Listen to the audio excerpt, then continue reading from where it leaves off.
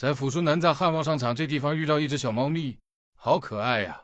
这是美短跟什么的混血吧？比较亲人。是流浪猫呢，还是说谁散养的呢？一个劲儿围着我要吃的，看着挺干净的。不管咋说吧，天气越来越暖和了，流浪猫、流浪狗又熬过了一个冬天。不知道南站的那个大黄狗怎么样了？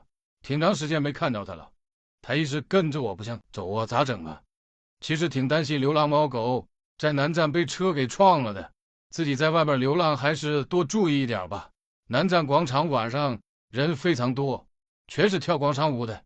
其实现在抚顺人气主要就是靠老年人撑起来的，要是没有老年人没有广场舞的话，那抚顺就更冷清了。所以大家应该支持老年人出来锻炼身体跳广场舞。当然了，有时候可能是音乐声稍微大点，这个事儿吧需要大家互相的协调一下。哎，广场舞队伍里头还有一个小狗，这不知道是哪个阿姨领来的。这个小狗这么老实呢，这些叔叔阿姨在那跳舞，小狗就老老实实在那蹲着看，也不闹。这小狗的家教真是挺好，一看他家庭也是有素质的人。一般有的主人跳广场舞，把小狗都跟着一起跳，给这个小狗点赞。